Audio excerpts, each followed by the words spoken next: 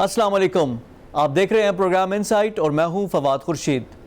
मुल्क में कोरोना की सूरत हाल ख़राब से ख़राबतर होती जा रही है। एक ही दिन में रिकॉर्ड 153 अफराद जान से चले गए। मामला हाथ से निकलता जा रहा है। हुकूमत को मुतहरिक होना पड़ेगा। सियासी महाज पर तो मौलाना फजल रहमान एक बार फिर मुतहरिक हो चुके। आज फिर उन्होंने हुकूमत को साफ साफ कह दिया कि 18वीं तरमीम और NFC में छेड़छाड़ नामंजूर। रही बात हाथ से निकलने की, तो हुकूमत नवाब अख्तर मैंगल को मनाने की ख्वाह है ताकि मामला कहीं हाथ से ना निकल जाए। उधर बिलावल भुट्टो जरदारी ने खुलकर कह दिया कि वज़ीर आज़म 18वीं तरमीम और NFC अवार्ड के खिलाफ खुलकर सामने आ चुके। ऐसे में मुराद सईद कब चुप रहने वाले थे, वो भी खुलकर कह गए कि पीपल्स पार्टी खुद कुछ करती है न दूसरों को करने देती है। लेकिन खित्ते में बहुत कुछ हो रहा है। भारत चीन से सरहदी तनाज़े छेड़ने के बाद मुसलसल मुश्किलात के नरगे में है। क्या खित्ते में जंग का खदशा है? ये है वो मौज़ूआत जिन पर आज के इनसाइट में बात होगी। प्रोग्राम में आज गुफ्तगू होगी। हमारे साथ ज्वाइन करेंगे सईद गनी साहब, सूबा सिंध के वज़ीर भी हैं, पीपल्स पार्टी के सीनियर रहनुमा भी हैं। हमारे साथ होंगे इरफान कादिर साहब, साबिक अटॉर्नी जनरल, सीनियर वकील। इंडिया वाले मामले पे, जो चाइना और इंडिया के मामले में, लेफ्टिनेंट जनरल अशरफ सलीम हमें ज्वाइन करेंगे। और नेपाल का जो नक्शे वाला मामला है, उसके लिए हमारे लिए स्पेशल मेहमान है, नेपाल से उनका ताल्लुक है, डॉक्टर कृष्णा उपाध्याय, लंदन में रहते हैं लेकिन हमें ज्वाइन करेंगे इस इशू पे। लेकिन आगाज़ गुफ्तगू होगा सईद गनी साहब से। मेरे साथ मौजूद हैं अभी सईद गनी साहब। सईद गनी साहब सिंध के सूबाई वज़ीर भी हैं, वज़ीर तालीम भी हैं, उनसे गुफ्तगू करेंगे। सईद गनी साहब से गुफ्तगू होगी इमरान खान के दौरे कराची, यानी वो सिंध में भी आए, कराची भी आए, लाड़काना भी गए, उस पर भी बात होगी। वहाँ पे उन्होंने 18वीं तरमीम के हवाले से कहा कि उसके बाद जो सूबे के वज़ीर आला हैं वो डिक्टेटर बन गए हैं। आज बिलावल भुट्टो जरदारी ने भी प्रेस कॉन्फ्रेंस की, वफाक को मुर्द इल्ज़ाम ठहराया। कोरोना की मिसमैनेजमेंट पे भी उन्होंने कहा कि वफाक का बड़ा हिस्सा है, हमें पैसे भी नहीं देते। इसके जवाब में मुराद सईद साहब ने एक दफ़ा फिर इल्ज़ाम लगाया। उनका ये कहना था कि पीपल्स पार्टी ना खुद काम करते हैं ना करने देती है। इसी इशू पर गुफ्तगू करेंगे सईद गनी साहब से। सईद साहब अस्सलाम वालेकुम and welcome to the show. बड़ी मेहरबानी, थैंक यू। सईद साहब, प्राइम मिनिस्टर इमरान खान भी आए, उन्होंने भी कुछ बातें की, वज़ीर आला को डिक्टेटर कहा। फिर आज बिलावल भुट्टो जरदारी की प्रेस कॉन्फ्रेंस के बाद मुराद सईद ने भी कहा कि आप लोग ना काम करते हैं ना करने देते हैं। क्या ये वाकई ऐसी सूरत हाल है? देखिए, मुराद सईद साहब को तो खैर हम किसी गिनती में नहीं देते हैं। उनको तो रखा इस काम के लिए हुआ है कि आप बदतमीजी करो और बेतुकी बातें करो।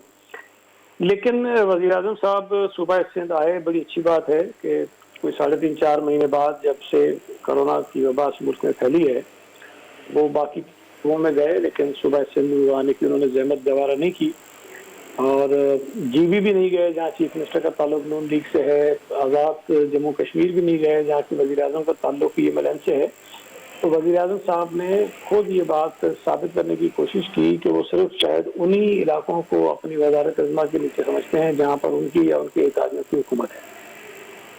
बाकी इलाकों को उन्होंने इतनी अहमियत नहीं दी। लेकिन बहरहाल 3.5-4 महीने बाद ही जब आए तो महसूस हुआ कि शायद वो अपने किसी निजी दौरे पे थे या अपने किसी पॉलिटिकल एजेंडे के तहत आए थे, वज़ीर आज़म के तौर पर नहीं आए थे। उन्होंने अगर मुलाकात जमात के लोगों से की या अपनी जमात के जो इत्तेहादी कुछ लोग हैं उनके साथ उन्होंने मुलाकात की।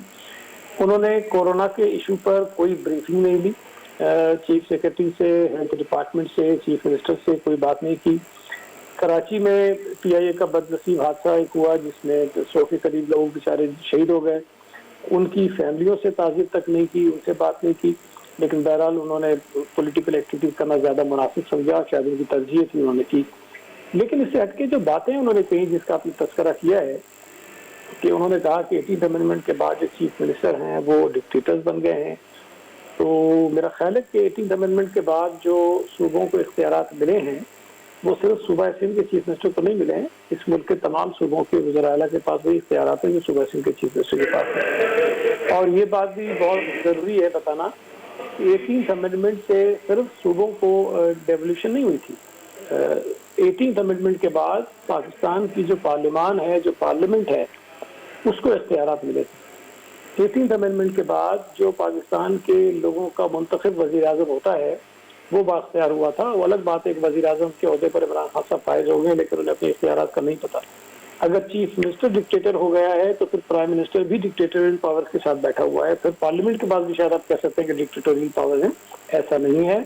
जो अवाम के मुंतखब नुमाइंदे होते हैं, जो सूबे का चीफ एग्जीक्यूटिव होता है, जो मुल्क का चीफ एग्जीक्यूटिव होता है, उसको बाख्तियार होना चाहिए। अच्छा सईद गनी साहब, अब अपोजिशन की भी ज़रा बात कर लेते हैं ना।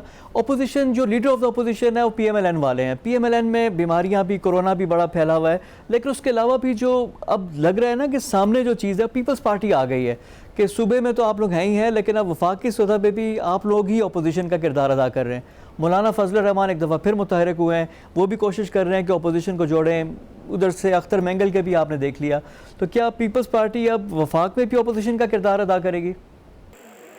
देखिए, कौमी असम्बली में जो लीडर ऑफ द अपोजिशन होता है वो अपोजिशन में जिस जमात की अक्सरियत होती है उसका होता है, और PMLN के पास चूंकि नंबर्स असम्बली में ज्यादा हैं तो यकीनी तौर पर उनका हक बनता है कि लीडर ऑफ द अपोजिशन उनका हो। लेकिन जरूरी नहीं है कि लीडर ऑफ द अपोजिशन के ओहदे पर जो शख्स फाइज हो सिर्फ वही हुकूमत की मुखालफत कर सकता है और दीगर नहीं कर सकते हैं। ये फैसला तो असम्बली के मेंबर्स को करना है, इस मुल्क के लोगों को करना है कि कौन अवाम के इशूज पर वहाँ ज्यादा बात कर रहा है, कौन हुकूमत के खिलाफ जो हुकूमत की ज्यादतियाँ हैं, जो गलत मुआशी पॉलिसियाँ हैं, जो कोरोना पर मिसहैंडलिंग हुई है या जो और ज्यादतियाँ हो रही है, महंगाई हो रही है, उस पर सबसे ज्यादा कौन बात कर रहा है। तो वो मेरा ख्याल है कि बिलाल भुट्टो ज़रदारी साहब जब से असम्बली में आए हैं और जब उन्होंने असम्बली में तकरीर की है, उनकी तमाम तकारीर को जो इंडिपेंडेंट लोग हैं, जो तजिया निगार हैं, उन्होंने भी बहुत अप्रिशिएट किया है और वो समझते हैं कि बड़ी मेच्योरिटी के साथ उन्होंने इशूज को रेज किया है। तो फाल बहरहाल बिलाल भुट्टो ज़रदारी साहब हैं, लेकिन अब जाहिर है कि लीडर ऑफ द अपोजिशन का ओहदा PMLN का हक है, उनके हिस्से में है, वो उन्हीं के पास रहेगा। और शहबाज शरीफ साहब को अल्लाह ताला सेहत दे, हमें तो खुशी होगी कि अगर वो भी इसी तरह फाल होकर अपोजिशन का किरदार अदा करें। सईद गनी साहब, अब कोरोना की भी बात करनी चाहिए। कोरोना बेकाबू हो रहा है, जिस तरह हलाकतें अब बढ़ना शुरू हो गई हैं। 153 का अब 153 is a huge number. Sindh में भी 48 हलाकतें हुई हैं।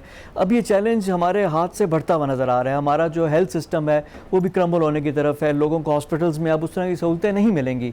पीक पहले जो मई में कहा था, अब जून, अब जुलाई अगस्त की बात हो रही है कि पीक ने अभी आना है। ब्राज़ील की सूरत हाल हमारे सामने है, वहाँ पर भी 1 मिलियन से ज़्यादा केसेस हो गए। तो पाकिस्तान कैसे कोप करेगा इससे? अब वे आउट हम सबको सोचना पड़ेगा, निकलना पड़ेगा इससे। देखिए, ये बड़ी मैं समझता हूँ कि पाकिस्तान के लोगों के साथ ज्यादती है, हमारी बदनसीबी है कि इतने बड़े इशू पर जब हम देख रहे थे कि सूरत हाल खराब हो सकती है और हम सब महसूस भी कर रहे थे, लेकिन उस वक्त हमारे प्राइम मिनिस्टर साहब ने शायद उस अंदाज में या तो उसको संजीदा नहीं लिया या फिर इंटेंशनली, क्योंकि सिंध हुकूमत को वो थोड़ा सा ख़राब करना चाहते थे लोगों की नज़रों में, तो उन्होंने सिंध हुकूमत के बिल्कुल टोटल अपोजिट जाकर एक स्टांस लिया और वो नैरेटिव बिल्ड किया। अब उसका नुकसान शायद सिंध हुकूमत को पता नहीं कितना हुआ होगा, पीपल्स पार्टी को कितना हुआ होगा, लेकिन इस मुल्क के आम लोगों को बहुत बड़ा नुकसान हुआ है कि कोरोना से इस वक्त जो भी सूरत हाल डेवलप हो रही है पूरी दुनिया में, पाकिस्तान इस वक्त वर्ल्ड रैंकिंग में बहुत ऊपर जा रहा है। और अल्लाह ताला रहम करे, जिस तरह से हमारी नंबरिंग ऊपर जा रही है, मुझे तो लगता है कि एक वक्त आएगा शायद हम सबसे टॉप पर होंगे और ये बड़ी खतरनाक सूरत हाल होगी कि अमेरिका, बरतानिया, यूरोप के तरक्की याफ्ता ममालिक इस वबा का सामना नहीं कर सके, उनके कलेप्स कर गए पूरे जो हेल्थ का निज़ाम था।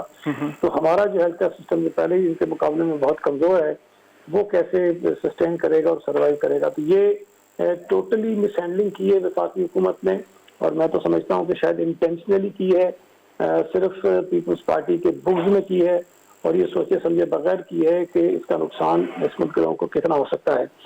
अब भी मैं ये समझता हूँ कि अगर वज़ीर-ए-आज़म साहब की वो ईगो ख़त्म हो जाए जिसमें उन्होंने लॉकडाउन को बहुत बुरा भला कहा था और लॉकडाउन के 10,000 नेगेटिव जो रीजन थे वो बताए थे, वो उससे निकल आए तो कम से कम हमारे मुल्क के लोगों की जान बचाने के लिए कोई ऐसा फैसला करें। इसमें हार और जीत किसी की नहीं होती है, और जो फैसला वो करें, अगर लोगों की जानें बचती हैं तो हम भी उनकी वाह करेंगे कि प्राइम मिनिस्टर साहब ने सही फैसला ले लिया, लेकिन ताख़ीर से लिया।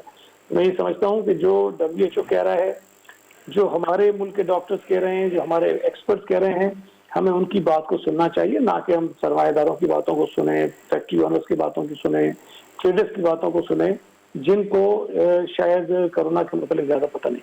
बहुत शुक्रिया आपका सईद गनी साहब, हमारे साथ मौजूद थे। सईद गनी साहब सूबाई वजीर सिंध के। अब प्रोग्राम में वक्त हो गया एक ब्रेक का। ब्रेक के बाद आकर कल वाला जो डिसीजन था काजी फ़ाइज़ ईसा केस में, जो सुप्रीम कोर्ट की तरफ से जो आया था, उसके मंदरजात के 24 घंटे के बाद अब वो क्या लोग उसको ठंडे दिमाग से पढ़ के किस नतीजे पर पहुँचे हैं, गुफ्तगू करेंगे। साबिक अटॉर्नी जनरल सीनियर वकील इरफान कादिर हमारे साथ मौजूद होंगे, लेकिन after a quick break. Stay with us. मंदरजात के 24 घंटे के बाद अब वो क्या लोग उसको ठंडे दिमाग से पढ़ के किस नतीजे पे पहुंचे हैं, गुफ्तगू करेंगे। साबिक अटॉर्नी जनरल सीनियर वकील इरफान कादिर हमारे साथ मौजूद होंगे, लेकिन after a quick break stay with us.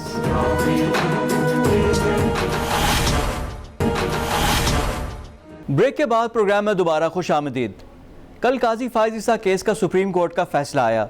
Initial reaction कुछ और थे, अब जैसे जैसे मामला बढ़ता जा रहा है, अब 24 घंटे हो गए हैं तो नए नए पहलू उसमें से आ रहे हैं, लोग बातें कर रहे हैं कि ये इस केस में किसको क्या मिला। इस पे भी अब डाइवर्स ओपिनियन है, अब इस पे गुफ्तगू भी करेंगे।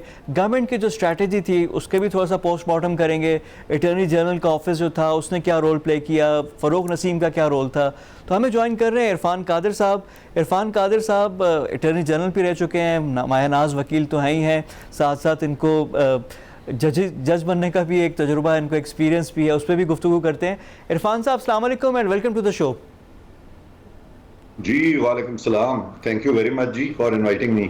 अच्छा इरफान साहब, अभी जो कल का फैसला है, पहले तो रिएक्शन हम सब ने दे दिए, अब 24 घंटे के बाद जो इनिशियल रिएक्शन था, यूफोरिया था, वो ख़त्म हो रहा है। लोग कह रहे हैं कि नहीं जी अभी भी काजी साहब के लिए कई मराइल अभी और भी हैं, he is not of the hook.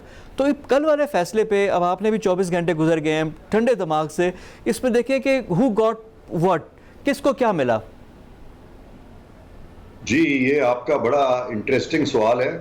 इसको समझने के लिए सबसे पहले तो आप इस चीज़ को देखें कि जुडिशरी ने फ़ौरन इसको एक ऐसा केस ट्रीट किया कि उन्होंने बार बार कहा कि ये इंडिपेंडेंस ऑफ जुडिशरी के बारे में एक चीज़ हमारे सामने आ गई है। इन अदर वर्ड्स, हमारे जो जज साहिबान थे, जो 10 मेंबर बेंच था और सारी जो पाकिस्तान की जुडिशरी है, वो खुद एक इम्तिहान में से गुजरी है और ये एक कड़ा इम्तिहान था सारी जुडिशरी का। उसकी वजह यह है कि अब तक तो जुडिशरी पाकिस्तान के हर तबके को एहतसाब के दायरे में ला के खड़ा करती रही है और उनका एहतसाब भी करती रही है। पहली दफ़ा एक जज साहब का मामला इस तरह का उनके सामने आया था, उनके लिए भी एक बड़ी डिफिकल्ट सिचुएशन इरफान साहब सर, पहली दफ़ा इफ्तिखार चौधरी केस हम भूले नहीं है सर, अभी भी हमें याद है, वहाँ पे भी पूरी लॉयर मूवमेंट आ गई। आज भी जो कल वाला भी था उसमें एक तो काजी फायज ईसा साहब थे, बाकी 29 बार एसोसिएशंस थी, तो एक दफ़ा फिर वकील सारे के सारे उधर खड़े हुए नजर आए। आप बिल्कुल सही फरमा रहे हैं कि वो जो लॉयर्स मूवमेंट थी उसके बाद से हम देख रहे हैं कि हमारी जो बार काउंसिल्स हैं वो खुद इसमें पिटीशंस डालती हैं और वो भी पिटीशनर बन जाती हैं या रिस्पोंडेंट बन जाती हैं, तो वो भरपूर हिस्सा लेती हैं इस तरह की प्रोसीडिंग्स में। तो ये वाकई एक उस नौयत का एक और केस था, लेकिन इस केस को मैं कंपेयर करूंगा उस केस से ज़्यादा जिसको हम डॉक्टर अरसलान केस कहते हैं, अरसलान इफ्तिखार केस।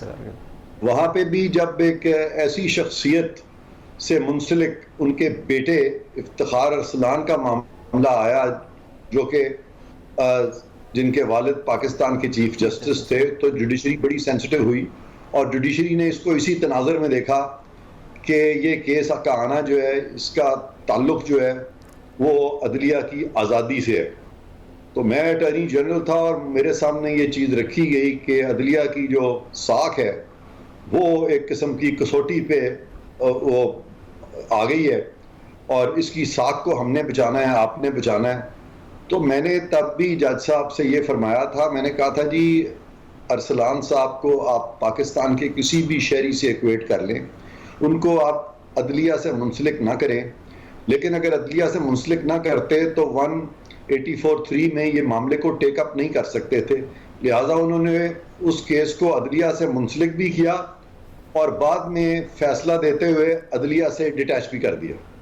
तो वो भी एक यूनिक फैसला था। अब एक उसी तरह की सूरत हाल इमर्ज कर रही थी एक ब्रदर जज साहब के बारे में, तो अगर वो बिल्कुल ही इनको क्लीन चिट दे देते तो तासुर बिल्कुल कायम होता कि ये जो जज साहबान हैं ये they are going soft on their brethren, और अगर वो इनको पिटीशन को डिसमिस कर देते तो बार काउंसिल्स की जो तवक्कुआत हैं उन पे डेफिनेटली पानी फिर जाता। तो ये उन्होंने इरफान साहब ये कानून के हिसाब से नहीं होना चाहिए कि आपको बाहर तो नहीं देखना चाहिए ना कि वो क्या करेंगे या वो क्या करेंगे। कानून, law should take its own course. ये आप सही कह रहे हैं कि मेरी अपनी ज़िंदगी का तरीक़ाकार यही रहा कि मैंने कभी भी नहीं परवाह की कि लोग क्या कहेंगे या लोग क्या नहीं कहेंगे, जिसको हम कहते हैं प्लेइंग टू द गैलरी, या हर किसी को आप अपीज़ करने की कोशिश करते हैं। तो मैं तो सीधी सी बात होती थी, हमेशा यही करता था जो मैं समझता था कि मेरा ज़मीर कहता है, और आया मेजॉरिटी लोगों की उसको पसंद करे या ना करे। लेकिन बहरकैफ जज साहिबान की सेंसिटिविटीज़ होती हैं, वो हमें नज़र भी आई, एक इमोशनलिज्म भी नज़र आया। उनकी बेगम साहिबा ने जो बयान दिया 2-3 रोज़ पहले, उसमें भी काफ़ी इमोशंस जो थे वो एरप्ट किए। जज साहब खुद भी बड़े वो जज्बाती हुए जब उन्होंने अपनी बेगम का मुद्दा बयान किया। अच्छा सर, और ये उन्होंने इस पे एक quick comment sir, quick comment आपका चाहिए था, या आप अपनी बात कंटिन्यू करें। जज साहब का खुद रोस्ट्रम पे आना, खुद प्ली करना, इसको आप कैसे देखते हैं? जी, इसके दो पहलू हैं। एक तो ये है कि वो कह रहे थे कि मैं बतौर एक मैसेंजर के मैं ये केस प्लीड कर रहा हूँ, और मैसेंजर जो हूँ मैं अपनी बेगम साहिबा का हूँ। लेकिन ऑलरेडी जो प्रोसीडिंग्स चल रही थी, तो इसको इस तरह से इंटरप्ट करने की इजाज़त किसी भी दूसरे शख्स को ना दी जाती। तो इस हद तक फायज़ ईसा साहब जो हैं जज साहब, उनके साथ सुप्रीम कोर्ट ने एक बहुत ही यानी एक नरम रवैया जो है इख्तियार किया, एक नरम गोशा इख्तियार किया, और न सिर्फ कि उनकी बात सुनी बल्कि बार बार ये कहा कि हमें आपका बहुत एहतराम है, हम आपकी बहुत इज्जत करते हैं। और हल्के सुरों में उनको ये भी बताया कि इतना ज़्यादा आप इंडल्ज ना करें इस सारी चीज़ में कि हमें, जो सीनियर जज थे उन्होंने कहा कि हमें इम्पोलाइट होना पड़े। तो जहाँ वो उनकी बात सुन रहे थे वहाँ उनको इन अ वे रोक भी रहे थे, लेकिन फिर उन्होंने उनकी बात मान भी ली। और उसमें ये एक इम्पॉर्टेंट एस्पेक्ट भी था केस का, क्योंकि अब तक सारी पाकिस्तानी कौम इस इंतज़ार में थी कि वो वजाहत पेश करेंगे उनकी फैमिली कि ये प्रॉपर्टीज़ के जो सोर्स ऑफ फंड्स हैं, ये फंड्स कहाँ से आए। तो इसलिए ये एक अहम नुक्ता तो था इस केस में। तो इसमें जो नॉर्मल प्रोसीजर है उसको due a rigour of law को बहुत सॉफ्टन कर दिया गया, और जो कि इसी केस में किया गया, जो कि जनरली दूसरों के लिए नहीं किया जाता। इस हद तक इसको आप कह सकते हैं कि ये एक एक्सेप्शन जी जूरिस्प्रूडेंस डेवलप हुई है पाकिस्तान सुप्रीम कोर्ट की। लेकिन क्या, मेरा अब इसी से रिलेटेड सवाल कि क्या पेंडोरा बॉक्स नहीं खोल दिया? अगर कर दिया आपने तो फिर तो हर कोई इसमें आ जाएगा। ये तो फिर इसके तो फार रीचिंग कॉन्सिक्वेंसेस होंगे। प्रेसिडेंट बहुत गलत सेट हो गई है इसके। मेरा ये ख्याल है कि ये बड़ा सिंपल मामला था। लगता है कि हर चीज़ पे चूंकि इत्तेफाक नहीं था, तो वो इत्तेफाक कायम करते करते प्रोसीडिंग्स इतनी लंबी हो गई कि 10 माह गुजर गए, और उसका जब नतीजा आया तो नतीजा वही था, वही सूरत हाल जूं की तूं बरकरार रही जो पहले थी, मां सिवाय इस बात के कि पहले सुप्रीम जुडिशल काउंसिल ने ये तमाम मामले तय करने थे। अब सुप्रीम जुडिशल काउंसिल के जो मामलात हैं कुछ हद तक तय कर दिए 10 रुकनी बेंच ने, और कुछ हद तक उन्होंने सुपरविजन शुरू कर दी इस सारे प्रोसेस की, और उसी के बारे में उन्होंने कुछ अहकामात भी जारी कर दिए। तो ये एक अनयूजुअल चीज़ हुई है, और पाकिस्तान के जो स्ट्रिक्ट लीगैलिटी है इन प्रोविजंस की, ख़ास तौर पे जहां आइन में कहा गया है कि सुप्रीम जुडिशल काउंसिल जो है उसके कोई भी जो चीज़ उसके दायरा इख्तियार में आती है उसमें सुप्रीम कोर्ट कोई अदालत पाकिस्तान की मुदाखलत नहीं कर सकती। और फिर ऐसे प्रोविजंस भी हैं कॉन्स्टिट्यूशन में कि सदर ने वज़ीर आज़म को क्या मशवरा दिया, या वज़ीर आज़म ने सदर से क्या कहा। आर्टिकल 48(4) पाकिस्तान के आइन का बड़ा क्लियर है, इस पे वाज़ेह है, जिसमें कहा गया है कि ये तमाम चीज़ें जो हैं सदर, वज़ीर आज़म का मशवरा सदर को, या सदर का वज़ीर आज़म के साथ जो भी तबादला ख्याल है, कोई अदालत पाकिस्तान की इसमें नहीं जाएगी। फिर आर्टिकल 248 में कहा गया है कि सदर पाकिस्तान और वज़ीर आज़म किसी अदालत को जवाबदेह नहीं है। फिर इन्हीं आर्टिकल्स में ये भी कहा गया है कि सुप्रीम जुडिशल काउंसिल पाबंद है कि वो इंक्वायर करे। अब वो तमाम जो प्रोविजंस हैं अपेरेंटली उससे डिपार्चर किया गया। अब ये एक एक्स्ट्रा कॉन्स्टिट्यूशनल डिसीजन मैं समझता हूँ है।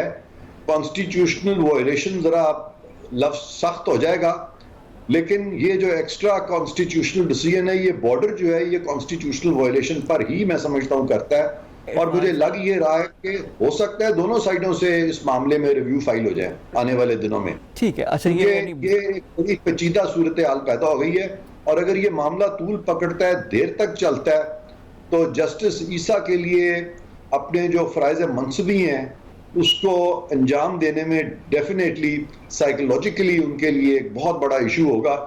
और उन्होंने खुद फैसला करना है कि आया उन्होंने ये सारी लिटिगेशन में हिस्सा बनना है कि नहीं बनना, क्योंकि जजेस के कोड ऑफ कॉन्डक्ट में ये भी लिखा हुआ है कि जज साहिबान जहां तक होगा हर किस्म की लिटिगेशन से इज्तनाब करेंगे, लेकिन यहाँ पे कुछ कॉन्स्टिट्यूशनल प्रोविजंस जो हैं उनका धारा मोड़ दिया गया, और एक जज साहब जो हैं वो लिटिगेंट बन के सामने आ गए, और बाकी जज साहब जो हैं उन्होंने भी उनको वो शिकें कोड ऑफ कॉन्डक्ट की याद नहीं कराई।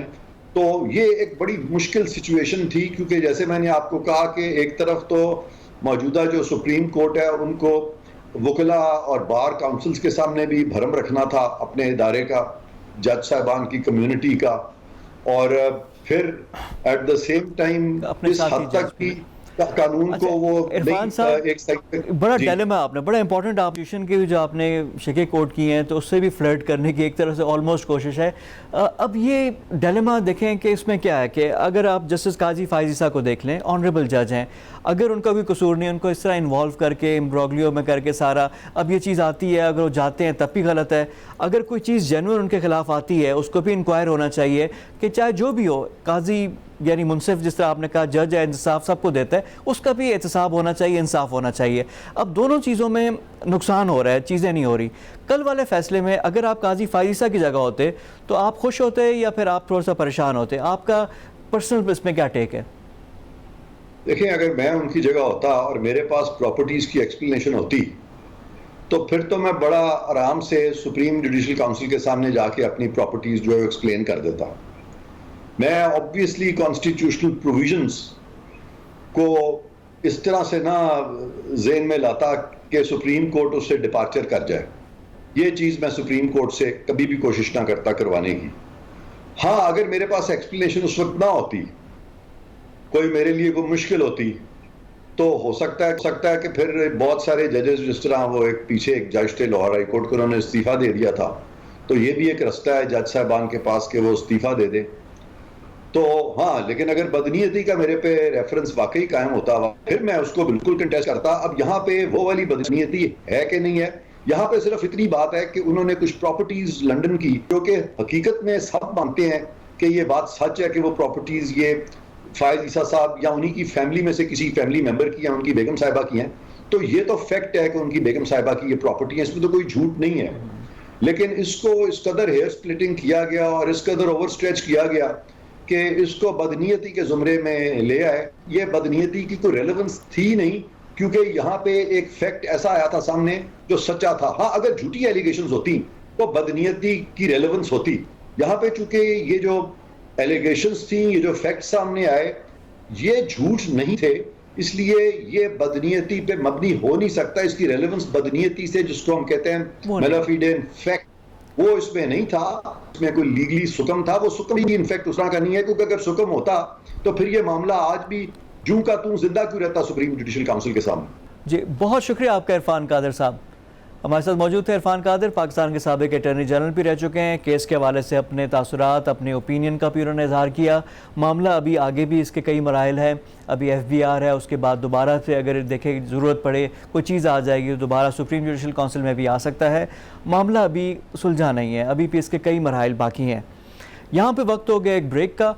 ब्रेक के बाद आकर ज़रा जनूबी एशिया ख़त्े के हवाले से गुफ्तगू करेंगे कि जनूबी एशिया में डायनामिक्स तेज़ी से तब्दील हो रहे हैं। इंडिया की जो बेलिजरेंस है तमाम पड़ोसी ममालिक के साथ वो जारी है।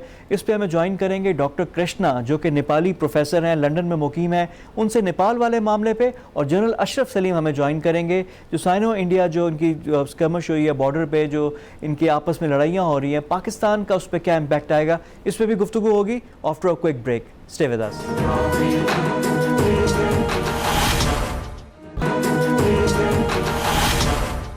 ब्रेक के बाद प्रोग्राम में दोबारा खुश आमदीद। अब हम खित्ते के हवाले से आज गुफ्तगू मैं करना चाहूँगा। इंडिया का जो रोल है पाकिस्तान के साथ तो एक हिस्ट्री है हमारी मौजूद है। अब चाइना के साथ एक बॉर्डर स्कर्मिशेस हो रही हैं, वो भी एक प्रॉब्लम एक है। साथ ही साथ नेपाल, नेपाल और इंडिया के माबेन भी सड़क की तामीर पे और जो नक्शा है, जो टेरिटरीज़ है नेपाल और इंडिया की जो डेफिनेशंस हैं, वहाँ पे भी फ़र्क आया है। बांग्लादेश में आप देख लें कि बांग्लादेश में भी जब से 370 इन्होंने रिवोक किया है, वहाँ पे जो 1 करोड़ के करीब जो बंगाली मुस्लिम्स हैं उनके स्टेटस के हवाले से भी सवाल आ गया है। तो ये सारी चीज़ें जो खित्ते को डिस्टेबलाइज़ कर रही हैं, इस पर गुफ्तगू करेंगे। आज हम चाहेंगे कि थोड़ा सा नेपाल का पर्सपेक्टिव भी लें, तो हमें ज्वाइन करेंगे आज doctor Krishna Upadhyay. Doctor Krishna London में मुकीम है, नेपाल से इनका ताल्लुक़ है और ये पढ़ाते भी हैं, IR के भी 30 साल से ज़्यादा ये ह्यूमन राइट्स के इन्होंने सर्विस भी इन्होंने दी है, उस पर भी उन पर गुफ्तगू करेंगे। तो डॉक्टर कृष्णा हमें ज्वाइन कर रहे हैं, उनसे गुफ्तगू करते हैं। Doctor Krishna, welcome to the show. Thank you जी। मैं आपको बहुत शुक्रिया अदा करता हूं क्योंकि आपने मेरी अपनी बात रखने के लिए जो अपॉर्चुनिटी दी है, उसके लिए मैं आपको शुक्रिया कहता हूं, और जो सुन रहे हैं, देख रहे हैं, उनके लिए भी मैं सलाम कहता हूं। जी डॉक्टर कृष्णा, और हम शुक्रगुजार हैं कि आप उर्दू में आप बात कर रहे हैं, आपकी उर्दू भी अच्छी है जिसमें हम करते हैं। सबसे पहले जो नेपाल और इंडिया का जो इशू बना है सर, ये इसके ज़रा पर्सपेक्टिव करें, और नेपाल ने इतना फर्म स्टैंड कैसे ले लिया? हिस्टोरिकली हम देखते हैं कि नेपाल इंडिया पे बहुत डिपेंडेंट होता है, तो इंडिया जो भी चाहता है नेपाल उसको कर लेता है, ये तासुर है पाकिस्तान में भी। तो इस दफ़ा क्या मुख्तलिफ हुआ है कि नेपाल ने स्टैंड लिया, पार्लियामेंट ने नक्शे को अप्रूव किया, अब सदर ने भी साइन कर दिया, तो क्या डिफरेंट इस दफ़ा हुआ क्या है? तो देखिए, ये जो नक्शे की बात आ रहा है ना, ये इसका कोई हिस्टोरिकल पर्सपेक्टिव है। ये है कि जब और हमारे जो जितने भी पड़ोसी हैं, उनका जब नक्शा या तो सरहद फिक्स नहीं था, बॉर्डर फिक्स नहीं था, नेपाल का पहले से ही था। ये वजह है कि नेपाल हमेशा सोवरेन रहा है, वो बरतानिया की हुकूमत में नहीं आए। तो जब बरतानिया के लोग वहाँ पे थे और ब्रिटिश इंडिया वहाँ पे था, तब से ही वो उसका जो बॉर्डर था वो तय हो चुका था। वो तय होने के लिए 3 लड़ाइयाँ हुई। पहली 2 बार में तो नेपाल ने हरा दिया ब्रिटिश को, क्योंकि नेपाल बहुत आगे तक पहुंच चुका था, सतलुज तक पहुंच चुका था वेस्ट में, और ईस्ट में तिस्ता तक पहुंच चुका था, अभी का बॉर्डर नहीं था। तो फिर तीसरी बार जब उन लोगों ने चढ़ाई की तो नेपाल को हारना पड़ा, क्योंकि उनके पास अच्छे हथियार थे, कुछ वजह था। तो फिर क्या हुआ, उसके बाद 1814 में एक ट्रीटी हुआ जिसको सुगौली ट्रीटी कहते हैं, और सुगौली ट्रीटी ने यह कहा कि जो वेस्ट में काली दरिया है, नदी है एक बड़ा सा, काली के ईस्ट में, और ईस्ट का जो बंगाल से लगा हुआ एक मेची नदी है, उसके ईस्ट वेस्ट का जो जमीन है वो नेपाल का है। बस वही ट्रीटी है, उसमें वही लिखा हुआ है। अब ट्रीटी अभी भी है। तो हुआ क्या उसके बाद, हमारे पास तो पहले राजशाही था 1950 से, फिर काफी लंबे अरसे तक, 80s तक, 90s तक। तो फिर क्या हुआ, 60s में जब लड़ाई हुई चाइना और इंडिया का, उसके बाद नेपाल के 18 प्लेसेस थे, जो 18 जगह थे, वहां पे इंडियन चेक पोस्ट था। तो हमारे जो उस जमाने के वजीर आजम हुआ करते थे कीर्तिनिधि बिष्ट, उन्होंने बहुत कोशिश की और इंडिया को कहा कि आप ये हटा लें। उन्होंने 17 जगह से हटाया। एक काला पानी जो कहते हैं, अभी जिस जगह पे हम लोग बात कर रहे हैं, उस जगह पे जो, हाँ, उस जगह से उन्होंने नहीं हटाया। डॉक्टर कृष्णा, अब स्टेलमेट आ गया, इंडिया कह रहा है कि जी ये तो हम नहीं जाएंगे वहां से, आपकी पार्लियामेंट भी उसको अप्रूव कर रही है। अब इस मामले को हल कैसे किया जाएगा, इसका लॉजिकल एंड कंक्लूजन क्या होगा? देखिए, बात करना चाहिए, उससे ज्यादा तो और कोई नहीं होगा, डायलॉग करना चाहिए। हम लोग अब नेपाल में क्या कर रहे हैं कि बार बार यही कह रहे हैं कि हम हिस्टोरिकल प्रूफ या तो आप दिखाओ या तो हम दिखाते हैं, हम भी दिखा रहे हैं। और हिस्टोरिकल प्रूफ यही है कि सिर्फ उनके नक्शा में भी है, उनकी जगह में भी है, जो डॉक्यूमेंट है। अभी देखिए, मैं अब ज्यादा थोड़ा समझाता हूं। अभी प्रॉब्लम क्या है, वो कहते हैं हाँ ठीक है, काली से इधर वाला को नेपाली कहते थे, हम भी मानते हैं, लेकिन प्रॉब्लम कहाँ हो गया, वो जिसको काली बताते हैं वो काली ओरिजिनल नहीं है। नेपाल का कहना ये है, ओरिजिनल जो काली है वो लिम्पियाधुरा से निकलती है, जिसके इधर का भाग अभी इंडिया अपने को बता रहा है। नया नक्शा कश्मीर का मसला आया था, कश्मीर के लिए उन्होंने जो अलग स्टेट बनाया, तब उन्होंने जो नया नक्शा बनाया नवंबर में 19 में, उसके बाद जो अभी का इलाका है उसको भी इंडिया में दिखा दिया। उसके बाद नेपाल ने प्रोटेस्ट किया और इसलिए ये निकाला।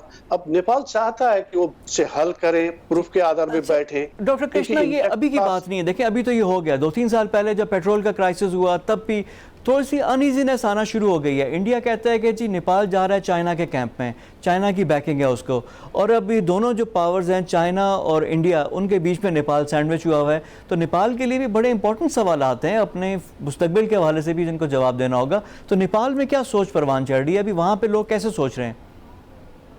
देखिए, नेपाल की फॉरेन पॉलिसी में एक चीज हमेशा रहा है, हम लोगों ने कहा कि हम लोग दोनों के बीच इक्वी डिस्टेंस मेंटेन करेंगे, बराबरी की दूरी बनाए रखेंगे।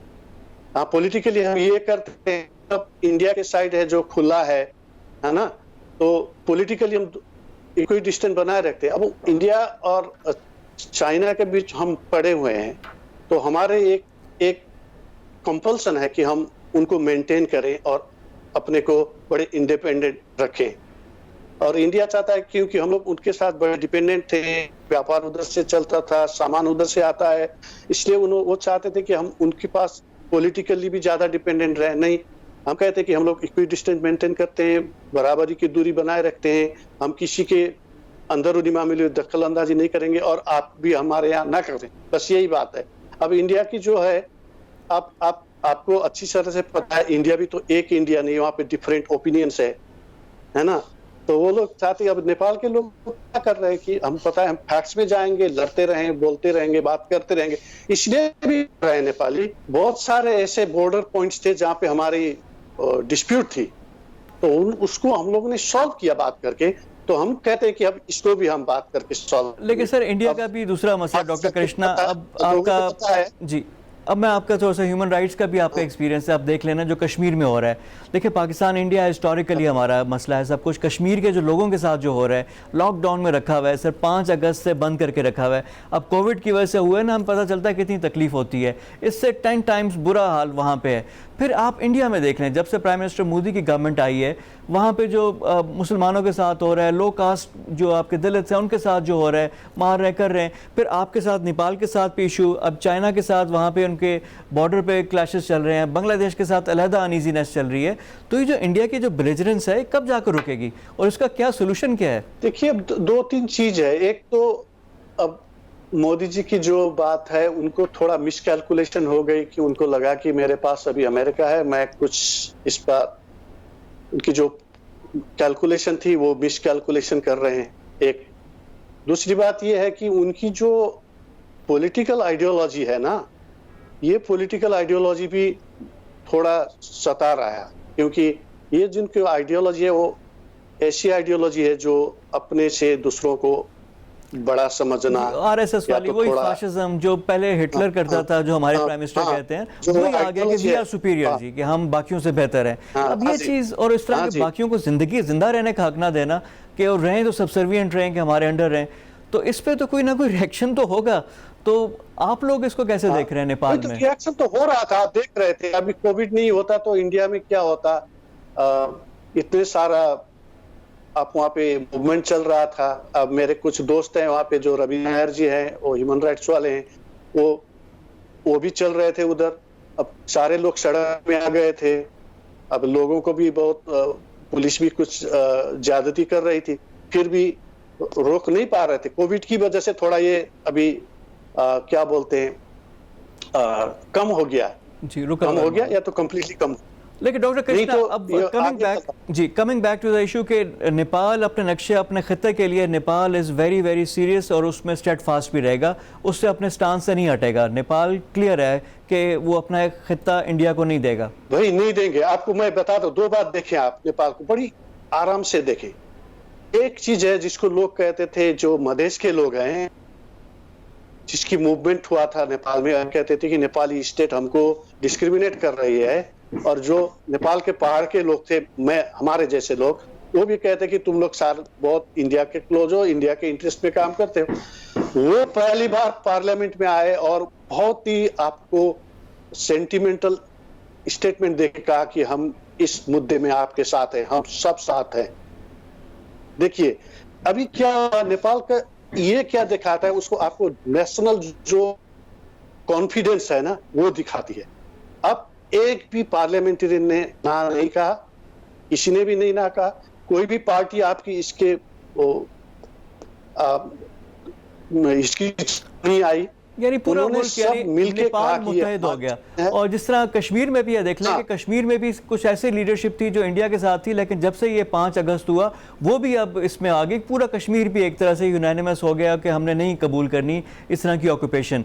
तो इसी तरह नेपाल ने भी फैसला कर दिया कि भूटान नहीं बनना। जिस तरह इंडिया भूटान को ट्रीट करता है तो नेपाल कहता है कि we are a sovereign country और हम उस तरह ट्रीट नहीं होंगे। क्या यही बात है?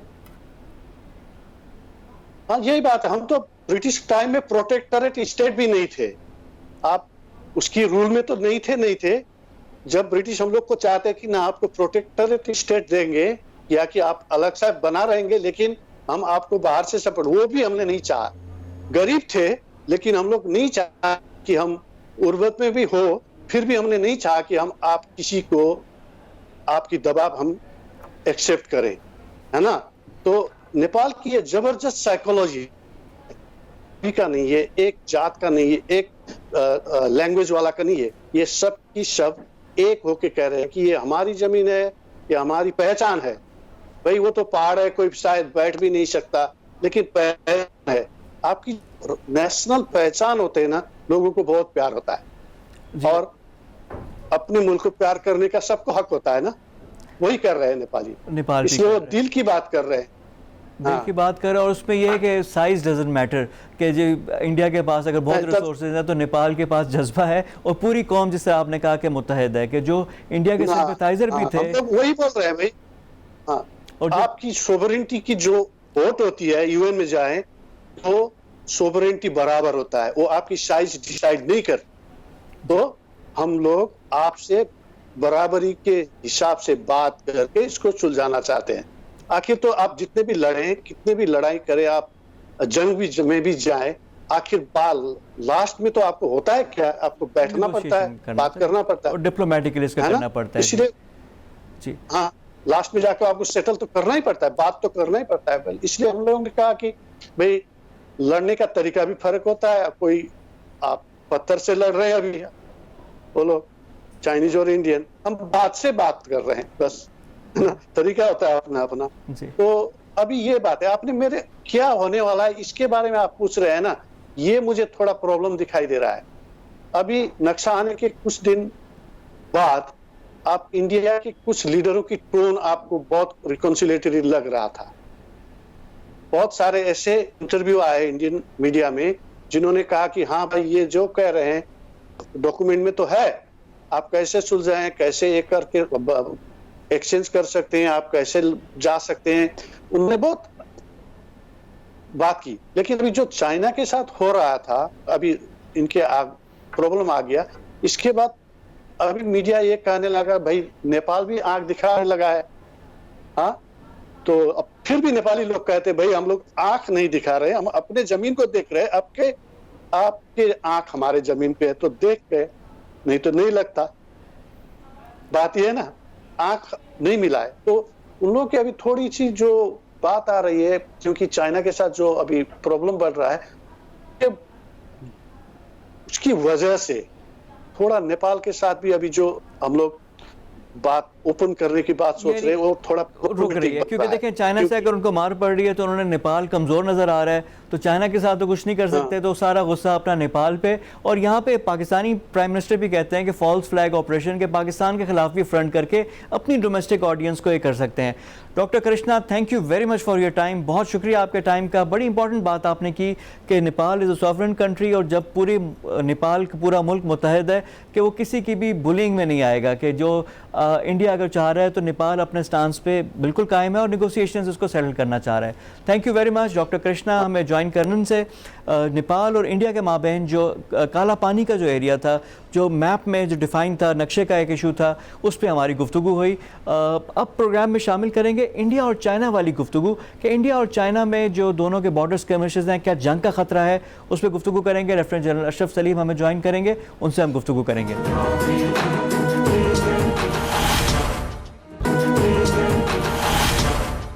मेरे साथ अभी मौजूद हैं lieutenant general retired Ashraf Salim साहब। उनसे हम गुफ्तगू करेंगे। दफाई तजियाकार भी हैं, पाकिस्तान के कोर कमांडर है, पाकिस्तान की आर्मी एयर डिफेंस के ये कमांडर भी थे। गुफ्तगू करेंगे जो इंडिया और चाइना के माबेन जो अर्ली मई से जो स्कर्मिशेस शुरू हुई हैं और 15 जून को जब ऑल हेल ब्रोक लूज, जब इंडियन सोल्जर्स भी वहाँ पे 20 के करीब डेथ कंफर्म हुई और ये लड़ाई हुई थी लाठियों और पत्थरों के हिसाब से। तो इस सारी चीज़ का बैकग्राउंड जनरल साहब से जानेंगे और पाकिस्तान के लिए क्या इम्प्लीकेशंस हैं इसकी, ये भी गुफ्तगू होगी। जनरल अशरफ, अस्सलाम वालेकुम and welcome to the show. जी वालेकुम अस्सलाम जी, thank you very much. General साहब, टू बिगिन विद थोड़ा सा इसके बैकग्राउंड पे जो साइनो इंडिया जो कॉन्फ्लिक्ट है, इसकी रीजंस क्या हैं और स्ट्रेटेजिक इंपेरेटिव्स दोनों साइड्स की क्या हैं इसमें?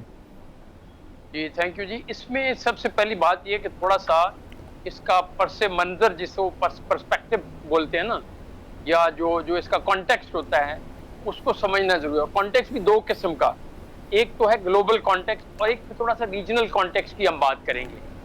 पहले मैं थोड़ा सा रीजनल कॉन्टेक्स्ट को पीछे लेके जाऊंगा। बिफोर पार्टीशन 1947 से पहले जब ब्रिटिश एम्पायर यहाँ पे थी, उस वक्त ब्रिटिश एम्पायर की बाउंड्री थी चाइना के साथ और वो बाउंड्री बड़ी लूज सी बाउंड्री थी, उसकी डिमार्केशन नहीं हुई थी और उसके ऊपर उनके एग्रीमेंट्स आपस में चलते रहते थे और उनका आपस में चल रहा था।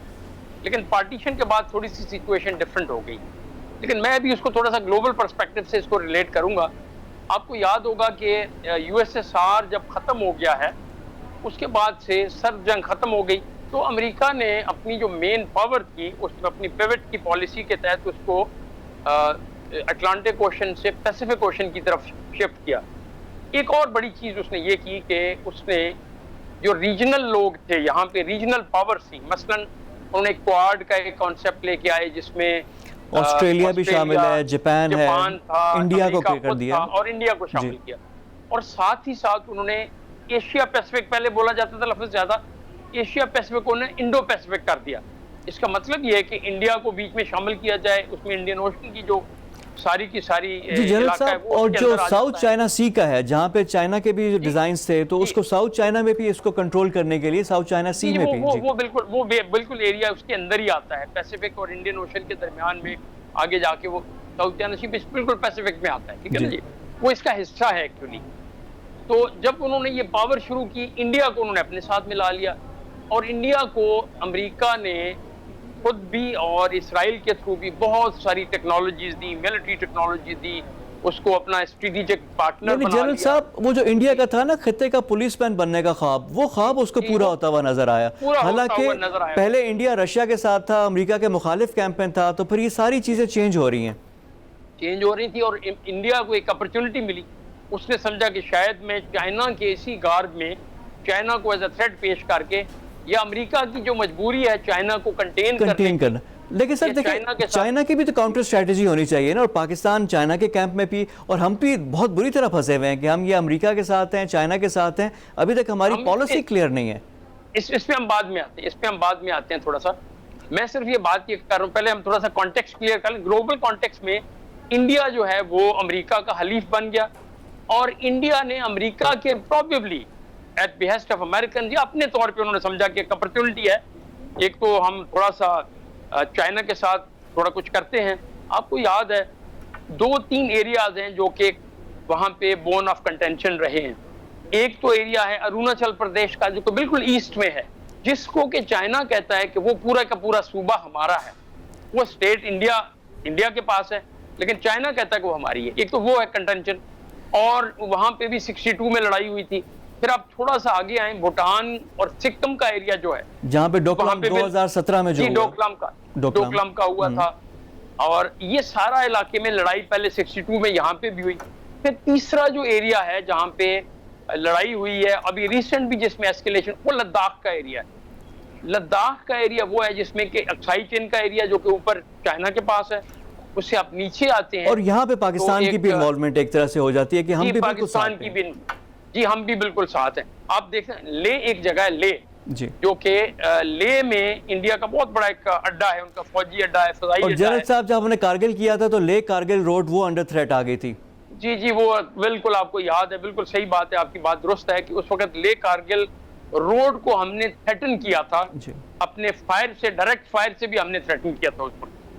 तो मैं जो बात कर रहा था कि इंडिया ने क्या किया इंडिया ने देखा कि अमेरिका के उसके ऊपर शय लेते हुए उन्हें अपनी पावर को वहां पे कंसोलिडेट करना शुरू किया, बढ़ाना शुरू किया, और उन्होंने ले से लेकर श्योक और आगे एक जगह आती है दौलत बेग ओल्डी, जी ओल्डी, जहाँ पे वो रोड आता है, दौलत बेग ओल्डी रोड, जी रोड आता है, वो रोड पहले नहीं थी, उन्होंने ये रोड पिछले 2-1 साल में वो रोड कंप्लीट कर ली। अच्छा, उस दौलत बेग ओल्डी को एक छोटी सी जगह थी, बटालियन माइनस टाइप, वहां पे एक फोर्स होती थी, उसको उन्होंने ब्रिगेड प्लस ब्रिगेड पे ले गया, अभी 2 ब्रिगेड तक की फोर्स वहां पे हो सकती है।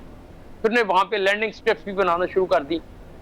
चाइना ने जब ये देखा कि यार ये इंडिया तो कोई और गेम खेल रहा है, अमेरिका के कहने के ऊपर या बगैर कहने के ऊपर, वो एक और गेम। और जनरल साहब, यहाँ से जो सीपैक वाला हमारा रूट है वो भी जिस तरह ले कारगिल रोड का, उसका भी काउंटर था ना एक, ये तो हमारे लिए तो स्ट्रेटेजिकली बड़ा इंपॉर्टेंट है इसको रोकना।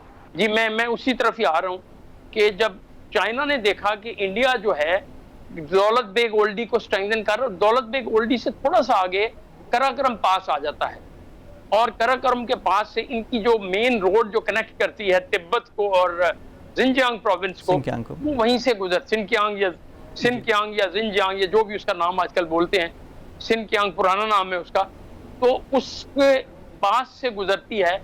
और चाइना ने ये फील किया कि प्रोबेबली इंडिया अपने हलीफों के साथ मिलके सी पैक को थ्रेटन कर रहा है, वहां से भी थ्रेटन कर रहा है, और अल्टीमेटली उनका ऑब्जेक्टिव ये भी हो सकता है कि इस सारे की एरिया को पीछे उसका बेस को कंसोलिडेट करके पाकिस्तान के गिलगित बल्तिस्तान के एरिया को भी थ्रेटन किया जाए।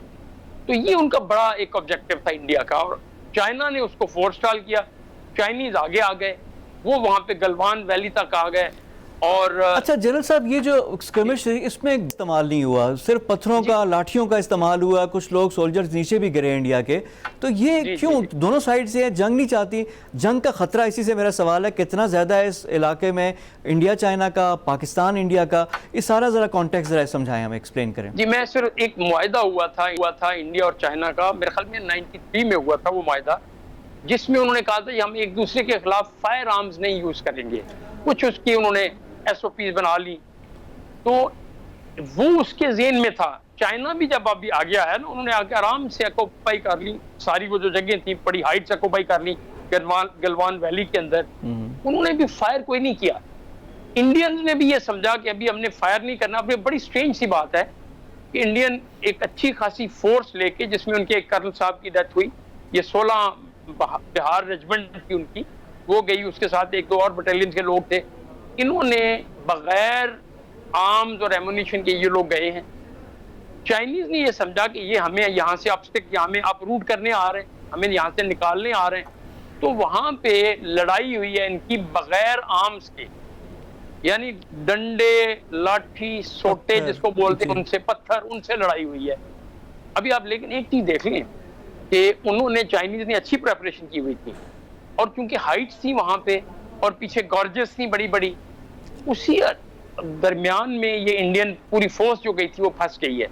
बहुत शुक्रिया आपका लेफ्टिनेंट जनरल अशरफ सलीम। हम गुफ्तगू कर रहे थे दिफाई तजियाकार जनरल अशरफ सलीम से, उन्होंने कहा, पर्सपेक्टिव भी दिया कि इंतहाई इंपॉर्टेंट है, रीजनल भी स्कर्मिश है लेकिन इसके इंटरनेशनल डायनामिक्स भी हैं, इसके ताने बाने बाहर के ममालिक और सुपर पावर से भी मिलते हैं, तो पाकिस्तान को इन तमाम ऑप्शंस पे गौर करना चाहिए। स्ट्रेटिजिक हमारे इंटरेस्ट भी हैं चाइना के साथ, उसको भी हमें बचाना है, देखना भी है। खत्ते में जंग के खदशे के हवाले से जनरल साहब का कहना था कि इतना पॉसिबल नहीं है क्योंकि तीनों ममालिक न्यूक्लियर पावर्स हैं। तो ये तो था आज का प्रोग्राम इनसाइट। कल मजीद मौजूआत के साथ आपकी खिदमत में हाजिर होंगे, तब तक के लिए फवाद खुर्शीद को इजाज़त दीजिए। खुदा हाफिज़। बहुत शुक्रिया आपका लेफ्टिनेंट जनरल अशरफ सलीम। हम गुफ्तगू कर रहे थे दिफाई तजियाकार जनरल अशरफ सलीम से, उन्होंने कहा, पर्सपेक्टिव भी दिया कि इंतहाई इंपॉर्टेंट है, रीजनल भी स्कर्मिश है लेकिन इसके इंटरनेशनल डायनामिक्स भी हैं, इसके ताने बाने बाहर के ममालिक और सुपर पावर से भी मिलते हैं, तो पाकिस्तान को इन तमाम ऑप्शंस पे गौर करना चाहिए। स्ट्रेटिजिक हमारे इंटरेस्ट भी हैं चाइना के साथ, उसको भी हमें बचाना है, देखना भी है। खत्ते में जंग के खदशे के हवाले से जनरल साहब का कहना था कि इतना पॉसिबल नहीं है क्योंकि तीनों ममालिक न्यूक्लियर पावर्स हैं। तो ये तो था आज का प्रोग्राम इनसाइट। कल मजीद मौजूआत के साथ आपकी खिदमत में हाजिर होंगे, तब तक के लिए फवाद खुर्शीद को इजाज़त दीजिए। खुदा हाफिज़।